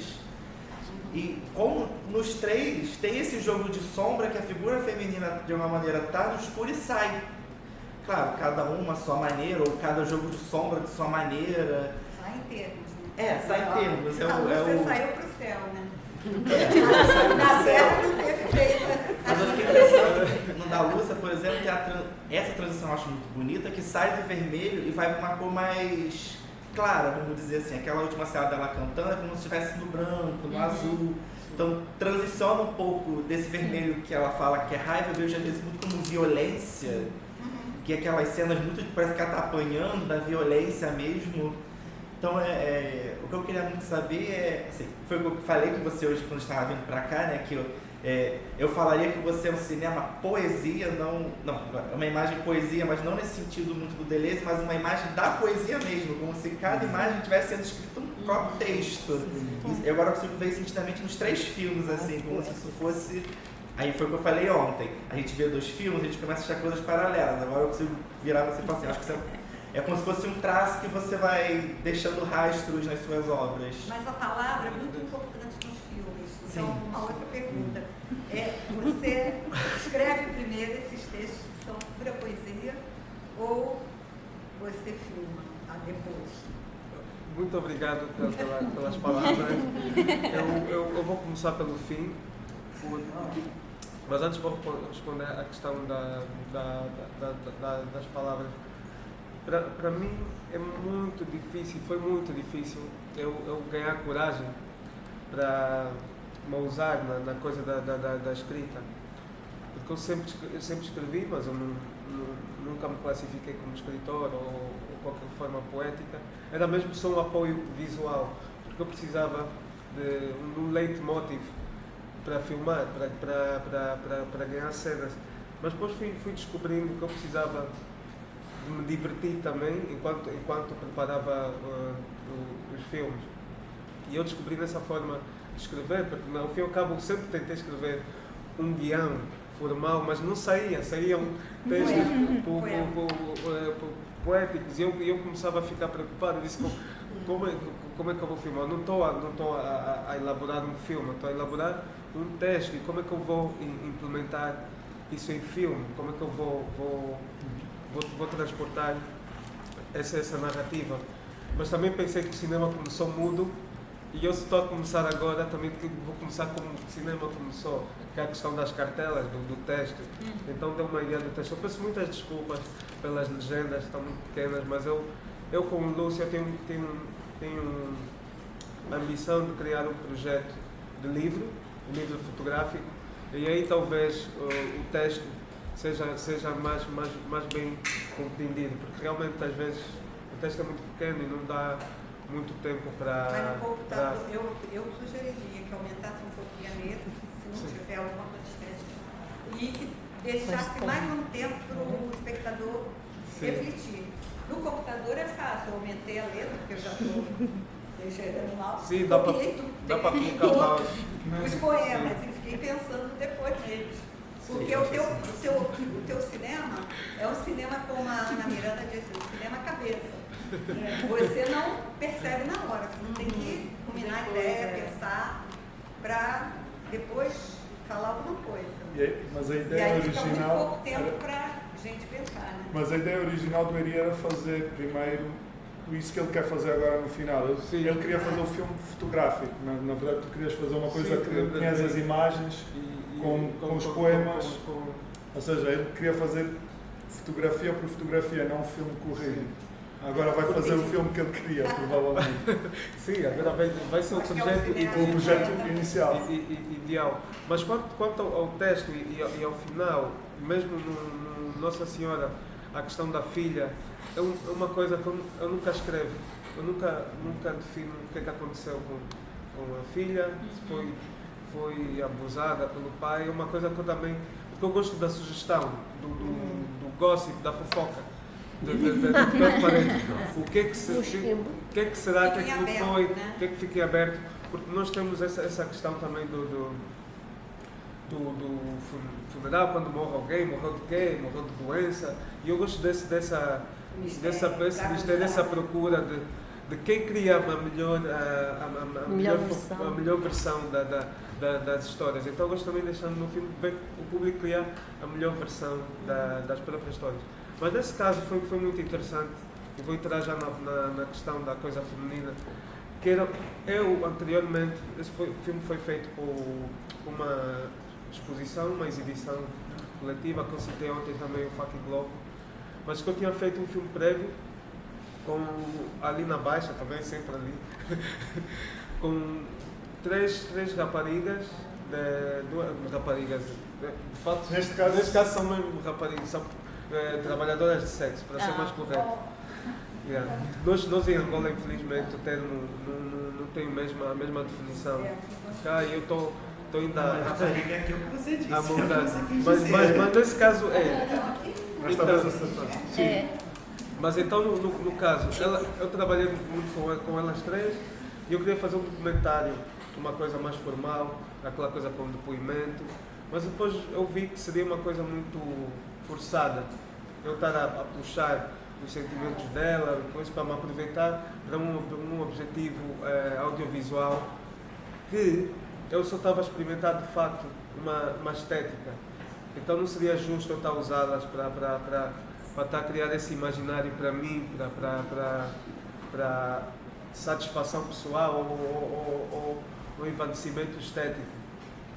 Então decidi pegar os relatos delas que eu reuni de várias, acabaram por ser mais de 5 com quem eu fui conversando, e criei um poema a partir de vários relatos com ele e criei um personagem, a Lúcia, que só incorpora essas todas jovens. Então a Lúcia são várias pessoas e a história fica um pouco também distorcida, porque tens pedaços de várias outras jovens, não é só uma, ela só é a figura que faz essa incorporação visual. E eu achei assim que assim eu conseguia protegê-las como personagem fictício e conseguia também homenagear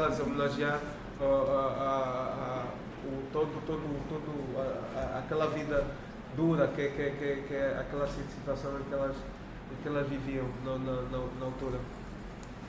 Então foi assim que eu parti o texto. Mas também a nível visual, que é uma coisa muito mais fácil para mim, eu tinha muito bem definido.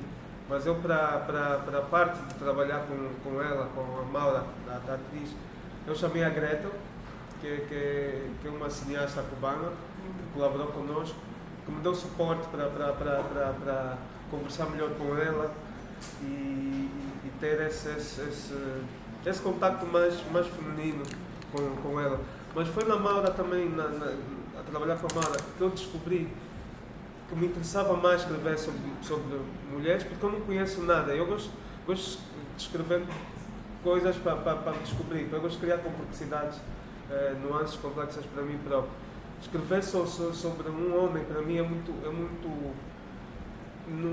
não diria mais fácil, mas é muito vazio, para mim não me dá interesse, porque eu conheço muito dessa nuance masculina. Eu prefiro o desconhecido, eu prefiro entrar numa zona mais de descoberta, de saber um pouco mais dessa complexidade também que ela tinha para me oferecer, porque também trabalhei muito com a própria pessoa, a atriz, o relato delas também coincide com todas as outras, então é um híbrido muito grande. Elas todas acabam por ser a mesma pessoa e eu vou descobrindo que ao mesmo tempo que nós temos tanto desconhecimento sobre as pessoas que estão ao nosso lado, não só mulheres, mas ao mesmo tempo nós todos somos a mesma coisa. É descobrir que não somos tão diferentes e aproximar os sentimentos às vezes é mais fácil do que parece. Então trabalhei muito mais nessa questão. E o John Lennon?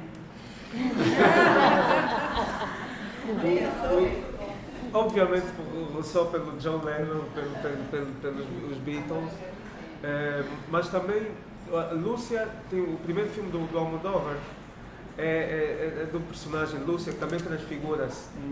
Ela também é muito transfigurada, também vai fazendo várias. É o primeiro filme do Almodóvar, é um filme muito bonito.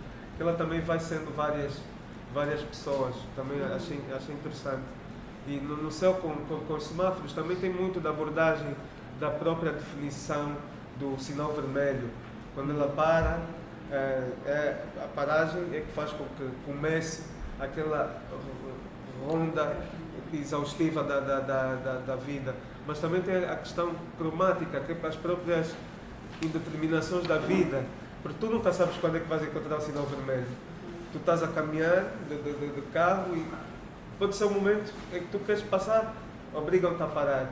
Depois tem um momento que avisa-te para ter cuidado, que é o sinal amarelo. Depois tem o verbo para caminhar. Então, para mim é ela nessa indeterminação que a vida tem, que nunca é tão certa, tão incerta. Tu não sabes o dia do azar, de quando vais ter um momento mais feliz. No final é isso, está uma mistura das cores, ela está ali, está mais leve, mais a navegar, a voar. Ela de fato consegue conciliar-se com todas essas indefinições. Mas morreu, umas morreram, outras não, então são várias pessoas. Eu acredito que não é mesmo só um personagem, são várias mulheres. Quer fazer uma pergunta? Posso fazer um comentário, já que você está falando sobre esse filme, que eu achei extremamente interessante e corajoso? É que ficou tão pertinente essa questão do silêncio, que é um filme que não há diálogo, né? A narrativa vai sendo permeada pelos poemas. E nessa questão da violência doméstica, né, da violência contra a mulher, o maior problema é que a mulher não fala. Ela leva muito tempo a falar sobre isso, né? E essa violência ela vai crescendo, ela começa, né, com um empurrão, ou até mesmo com um comentário maltratado, e vai aumentando. E existe um silêncio, você sabe que as mulheres se calam em relação a isso, ou por vergonha, por culpa, né? E tanto que qualquer campanha em relação a isso é uma campanha que incentiva as mulheres a denunciarem, né? Toda a campanha que se faz nesse sentido. Então, assim, achei extremamente interessante essa opção por não haver diálogo, né? Só pontuar, porque eu sei que já está muito adiantado da hora. Só fazer essa colocação. Tem tempo ainda, se preocupar.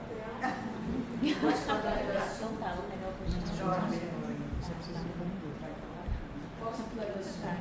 Ana tem uma curiosidade. Lá vem depois visto. Vamos à sua forma. Eu fiquei namorada com você esses 3 dias observando dentro do possível o tempo inteiro. E você é a única, você é uma pessoa historiadora, poetisa, uma pessoa extremamente atenta às coisas que acontecem ao redor. E eu estou extremamente curiosa o que tanto você anota. Virou papo do chinelinho. Não, peraí. Ela é historiadora você também. estuda, você nota como professora, historiadora, poetisa, observadora da vida, fofoqueira. O que é que, meu amor, como é que você cria? Você pode dizer. Sou a Lúcia, no fundo, né? Sou a Lúcia. É tudo ao mesmo tempo. Ela é várias, é. Ela também faz uma tarefa, Não, mas eu tenho muita curiosidade por tudo o que é dito. Quando os meus alunos apresentam, e eu dou aulas desde os 18 anos, quando os meus alunos apresentam qualquer trabalhinho, eu tiro todas as notas que são possíveis e aprendo muito. E eu hoje aqui fartei-me de tirar notas porque disseram aqui coisas muito importantes. E vocês reparem que estes filmes, à exceção do Lúcia, são filmes que eu já vi muitas vezes, né? Mas disseram coisas que eu não tinha não tinha pensado, não é? Por exemplo, quando o Marlon falou sobre a questão do tempo, não é? Pois eu tenho essa consciência e inclusive trabalho e trabalhei, mesmo academicamente, que é uma maneira muito fria, né? Trabalhei com o tempo, porque trabalhei uma sociedade onde vi essa questão das temporalidades discordantes. Quer dizer, eles vivem ao mesmo tempo e não vivem no mesmo tempo, não é? E portanto, eu tive que ter muita consciência de que não era só dia 20 de março de 2000 ou de 1900 e tal, não é? Eram muitos tempos ali, não é? E, por exemplo, quando o Marlon, mais uma vez, e a Júlia trazem aqui a questão da presença das pinturas rupestres, chamemos-lhe assim, que aparecem no filme do Rui, eu conheço aquelas pinturas e elas estão datadas. São das poucas de Angola que têm uma data, não é? Uma data possível, não quer dizer que não haja ali, nas próprias pinturas, estas temporalidades discordantes, porque aqueles são inselbergues graníticos de uma dimensão enorme. Aliás, na língua local aquilo chama-se Chitundu Hulu Mulume e Chitundu Hulu mulher, quer dizer, Chitundu Hulu homem e Chitundu Hulu mulher. São dois enormes morros, né, com uma extensão de pintura incalculável.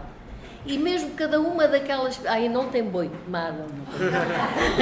Cada uma daquelas pinturas corresponde a um tempo, não é? Algumas delas puderam ser datadas, não é? E a data é 700 antes de Cristo, não é? Agora não se diz assim mais, mas dizia-se 700 anos antes de Cristo, para algumas pinturas, mas é muito possível que algumas delas sejam mais antigas, não é? E aquele deserto é considerado o deserto mais antigo do mundo. Por sua vez, estes morros estão no deserto mais antigo do mundo, não é?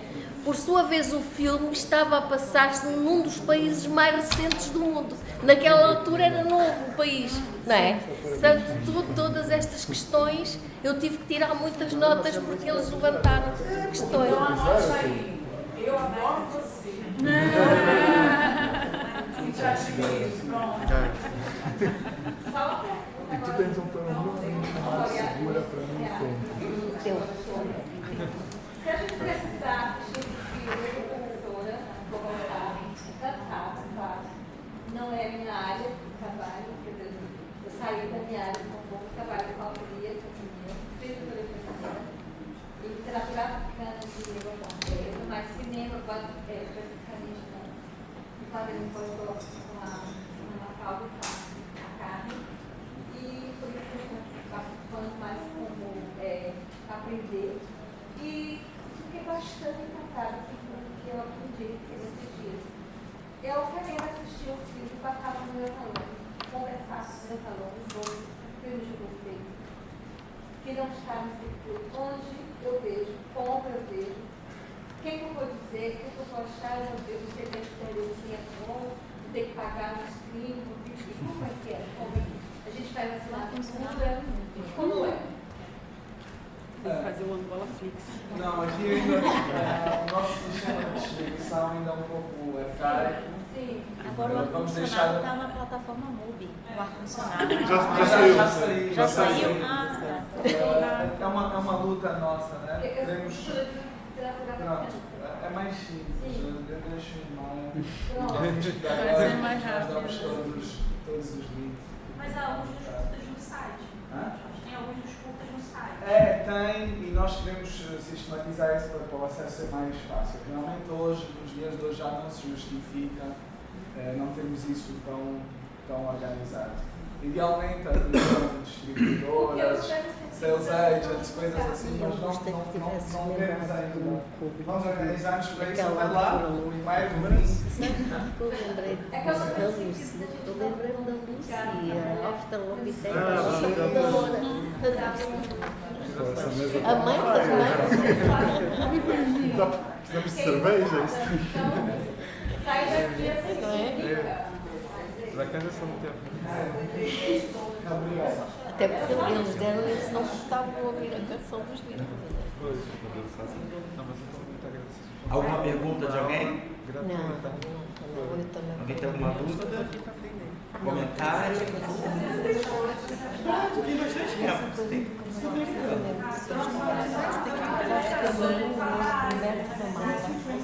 Ela falou sobre a questão do carnaval, viu, Oi, sim.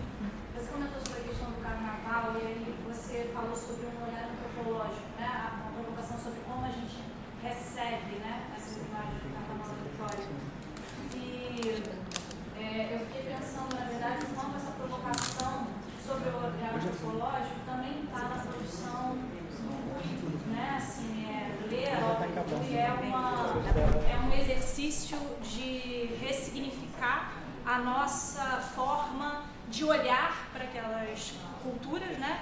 E ao mesmo tempo questionar a nossa própria a partir dessa dimensão. Tenho eu essa experiência como leitora, pelo menos, né?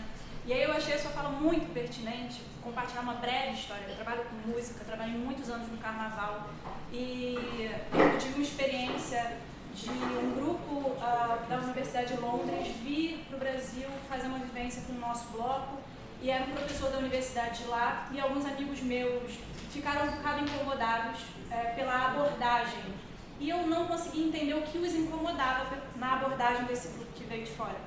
E até que um amigo meu conseguiu traduzir uma frase que eu falei, que tem tudo a ver com o seu comentário, que era assim, eu tenho a impressão que eles olham pra gente como vocês fazem e a gente escreve sobre, percebe? Então acho que dialoga muito, né, essa tua crítica ao carnaval. É claro que tem todo esse momento neoliberal, né, que tem tomado a nossa superprodução, mas eu acho que ainda hoje, quando a gente olha para as manifestações populares no Brasil, ciranda, coco, jongo, a gente ainda olha com um olhar antropológico que o Rui convida a gente a desconstruir, né? Como antropólogos hoje em dia já olham para essa antropologia com um olhar de uma ferramenta que tem dois gumes, né? E que a gente precisa ter esse cuidado. Então, eu te agradeço a tua leitura, conversando muito comigo. Obrigada. A antropologia, ela entra, né, nos estudos africanos dentro desse lugar de reafirmação do lugar de superioridade ocidental, né? E o cinema, ele vai ser uma ferramenta para afirmar isso, principalmente a entrada do cinema no continente africano, né? Esse olhar mesmo dicotômico, primitivo, civilizado, e que de alguma forma repete. A antropologia contemporânea, ela tem uma discussão ampla desse lugar do antropólogo enquanto alguém que olha de um olhar superior para experiências e que se coloca assim como se ele não fizesse parte disso, né?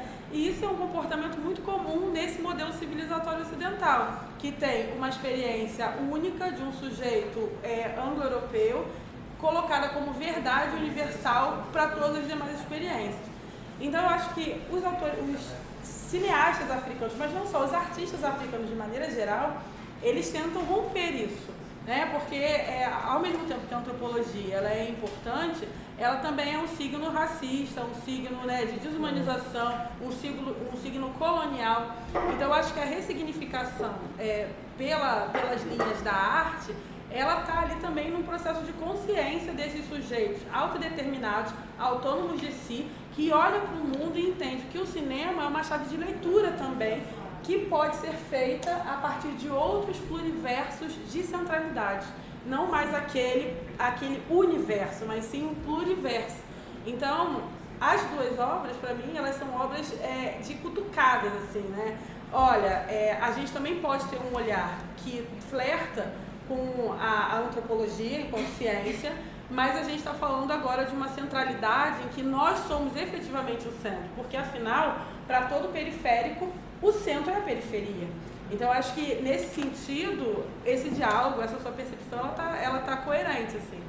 E isso causa uma certa estranheza quando a gente se depara com os intelectuais, os críticos culturais ocidentais, porque a crítica cultural, a filosofia, o pensamento intelectual é como se fosse o bichinho de pelúcia do Ocidente, né? Só os escolhidos podem pensar, só os escolhidos podem analisar, só os escolhidos podem sair de Londres, vir para o carnaval no Brasil e dizer para as pessoas que vivem aquilo, enquanto filosofia de vida, o que é aquilo. Né? Isso é colonialismo contemporâneo. E eu acho que, de alguma forma, esses filmes, não só esses, mas os filmes africanos, os filmes não ocidentais, eles têm essa preocupação, né? de colocar uma visão central que, para o centro hegemônico, seria uma visão periférica, né? Mas dentro de outras perspectivas, continua sendo centro. Entendeu? Acho que é isso.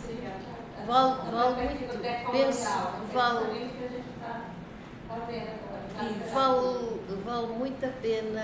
Eu tenho algumas desconfianças com esses rótulos do decolonial, descolonial e tal, mas isso é só velhice. As velhas são muito chatas e eu tenho, mas porque eu acho que rótulo é farmácia, precisa lá do ácido acetil salicílico, tá. Enfim.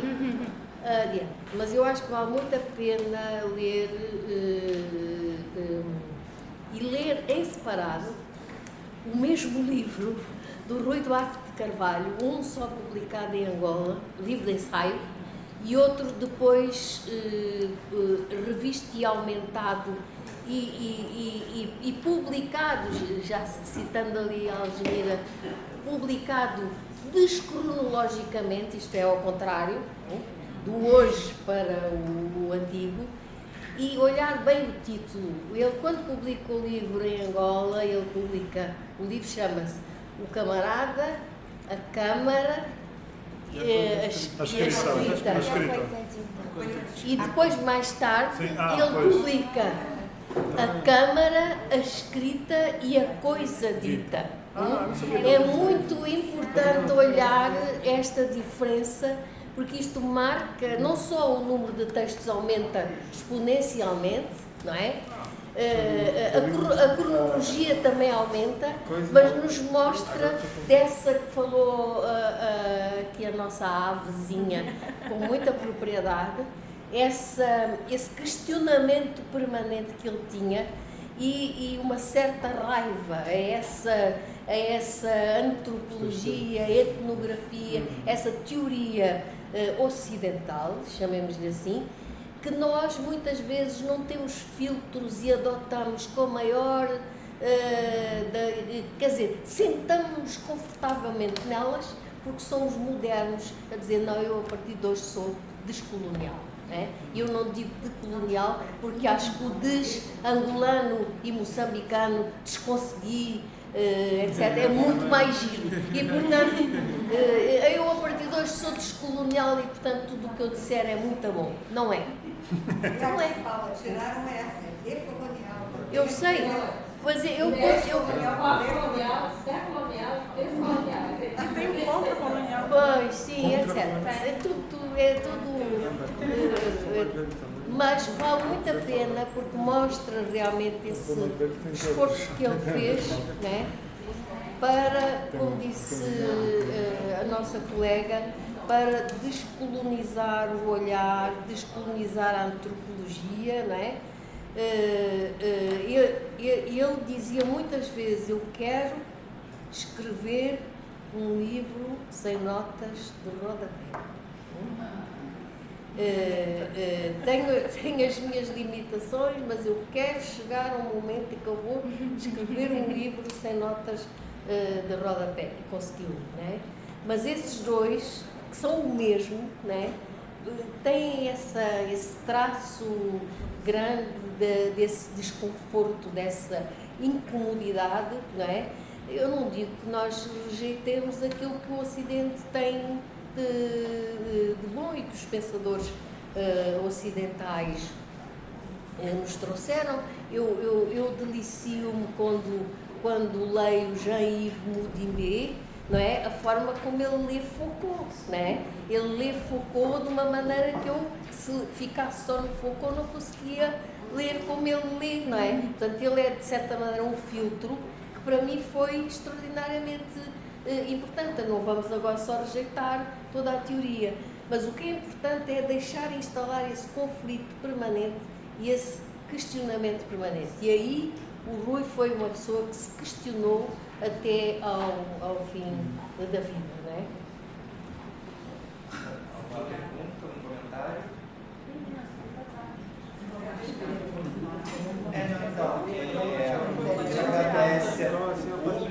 ter ficado com a gente nesses 2, 3 dias, pelo consulado, mais os 2. Um agradecimento especial aos cineastas, né, que trouxeram tantas questões, trouxeram coisas para a gente pensar mesmo no futuro. A todo mundo que apresentou aqui, as 5 pessoas, quem apresentou que hoje está como ouvindo, não está aqui, a Carmen, né, pelo evento, de uma maneira, por ter fomentado o evento, é muito importante.